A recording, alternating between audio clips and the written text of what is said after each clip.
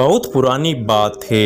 एक बार एक गुरु अपने एक शिष्य के साथ टहलने निकले हुए थे। टहलते टहलते वो एक खेत के पास पहुंचे। उन्होंने वहां देखा कि किसी के एक जोड़ी जूते पड़े हुए हैं जो बहुत पुराने लग रहे थे। उन्होंने आसपास देखा तो उन्हें एक मजदूर दिखाई दिया। उन्होंने सोचा कि हो ना हो ये जूते पास के खेत में काम कर रहे उस गरीब मजदूर के हैं जो अब अपना काम खत्म कर घर वापस जाने की तैयारी कर रहा था। उसी समय शिष्य को मजाक सूझा। उसने गुरुजी से कहा, गुरुजी क्यों ना हम ये जूते कहीं छिपाकर झाड़ियों के पीछे छिप जाए। जब वो मजदूर इन्हें यहाँ नहीं पाकर घबराएगा तो बड़ा मजा आएगा। शिष्य की ये बात सुन गुरुजी गंभीरता से बोले, शिष्य किसी गरीब के साथ इस तरह का गंदा मजाक करना ठीक नहीं है। क्यों ना हम इन जूतों में कुछ सिक्के डाल दे और छिपकर देखे कि इसका मजदूर पर क्या प्रभाव पड़ता है।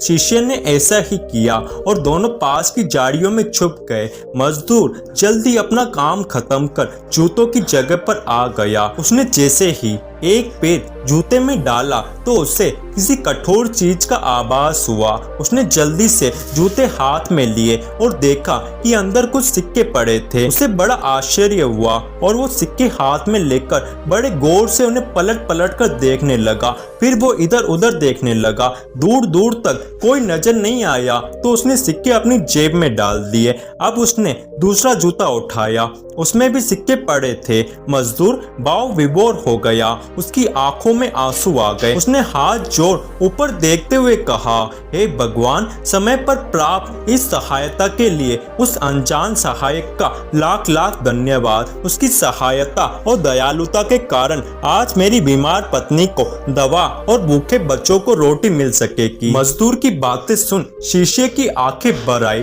तभी गुरु ने अपने शिष्य से कहा, शिष्य क्या तुम्हारी मजाक वाली बात की अपेक्षा जूते में सिक्के डालने से तुम्हें कम खुशी मिली? शिष्य बोला, गुरुजी आपने आज मुझे जो पाठ पढ़ाया है उसे मैं जीवन भर नहीं भूलूंगा। आज मैं उन शब्दों का मतलब समझ गया हूँ जिन्हें मैं पहले कभी नहीं समझ पाया था कि लेने की अपेक्षा देना कहीं अधिक आनंददायी है। देने का आनंद असीम है। दोस्तों, ये कहानी हमें यही सिखाना चाहती है कि सचमुच देने के आनंद से बढ़कर और कोई सुख नहीं है। हमें इस कहानी से शिक्षा लेते हुए अपनी अपनी क्षमता के अनुसार जरूर कुछ न कुछ दान देना चाहिए और जरूरतमंदों की हर संभव मदद करनी चाहिए।